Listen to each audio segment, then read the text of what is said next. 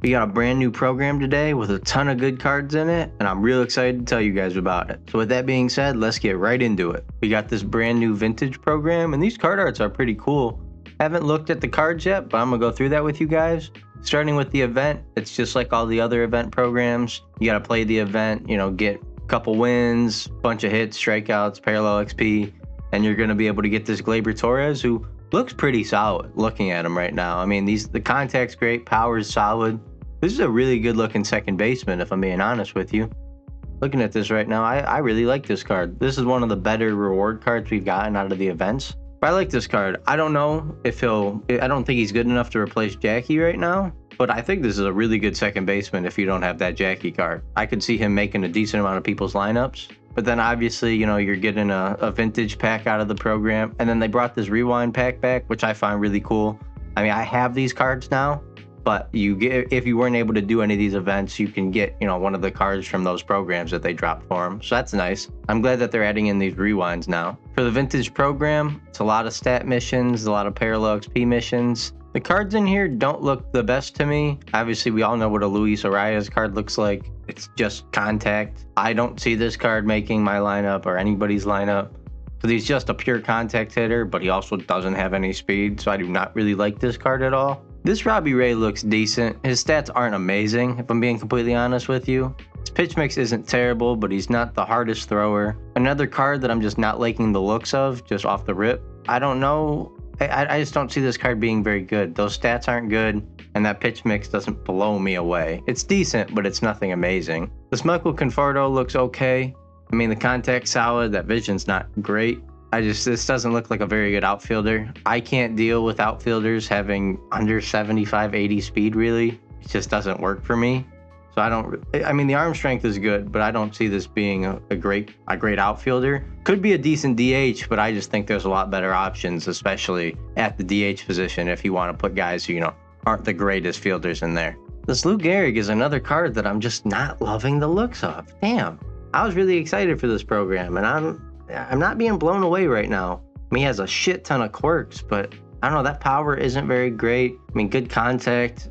I just feel like there's way better first basemen in the game right now. So I don't know.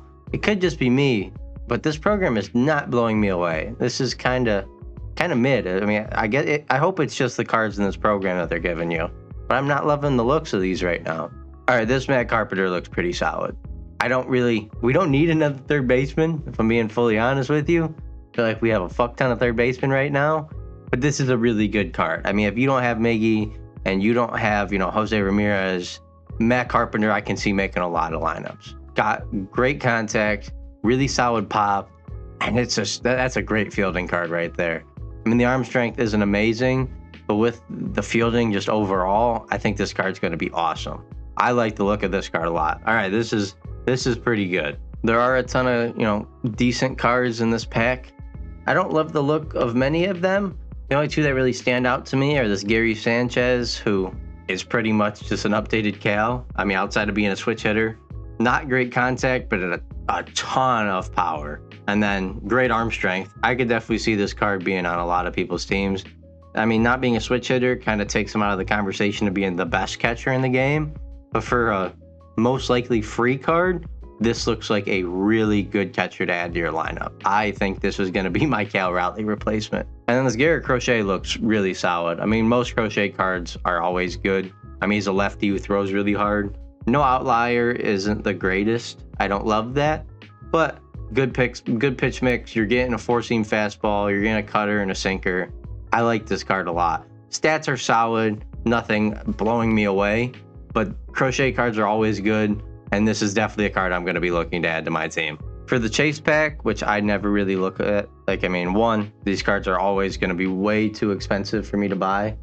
They're not worth it to me, just in the terms of buying a card. But if you pull this Derek Jeter, this card looks awesome. Great fielder, great contact, decent pop. I mean, this is kind of like that Jackie archetype, especially if you're getting, you put a speed mod on him, get him close to 90 speed. This Derek Jeter is going to be solid. I don't love adding another shortstop. I don't feel like I need another shortstop on my team, but this Jeter does look really good. I just don't think he's worth 300K. But I do really like this card, and that card art is beautiful. We did get a collection again for this program, and the rewards for it start with this Jock Peterson. This is a bench bat. I feel like it's very apparent what this card is. This is your lefty off the bench who's gonna face righties. Not that he's terrible against lefties by any means, but he is so much better just against righties that I just see this card being a bench bat. A really solid one, especially getting him for free if you do the collection, because I assume you get him if you complete, the program, the event. I'll show you guys the Conquest and the Diamond Quest for it and the mini seasons. So this is a good bench bat that you could get for free. This Ubaldo Jimenez looks really solid. I really like the look of this card. That fastball sitting at 98, that's awesome. Doesn't get outlier on the fastball, but does get outlier on that sinker. And this card looks freaky. That control isn't great, but everything about it just looks awesome. I mean, he has damn near 90 plus break on all of his pitches. I mean, these pitches are gonna be moving, got good speed, good pitch mix. Stats look really solid outside of that control. I really like the looks of this card. I want this card on my team badly. And the card that I am most excited for and that I want on my team right now is Ketel Marte. I mean, second baseman, finally a card that I think will replace Jackie for me. I mean, he has good contact, good power. I mean, the speed's great. I don't love the steal. I mean, he's a good fielder, but he is a second baseman, so it doesn't matter too much. But man, do I want this card. This is one of my favorite cards that we've gotten recently. I love Ketel cards. I don't know what it is about him. His swing has so much pop. It's just a great card. I need to find a way to add this card to my lineup. And if there's any way you guys can get this card, I highly recommend doing it. It's definitely going to take a decent amount of stubs or getting super lucky in packs. Because I don't know. The last collection wasn't terrible, the J-Ram. But the Cityscapes was a little more difficult to finish in my opinion. So if this is anything like the Mural collection, this shouldn't be more than, 150K outside of, the free cards or just grinding mini seasons in order to get this. And I definitely think this card is worth that much. We did get a Vintage Conquest. This doesn't look too bad. Probably about 10 games. I haven't counted yet. But you get, show packs, Fallen as a habit pack, a couple deluxe packs, and then this Nolan Arenado, who I love Nolan Arenado cards. Only issue is, I've said already, don't need a third baseman. I have multiple already that are better than this card. I mean, this card, an Arenado card's gonna be a great third baseman fielding wise.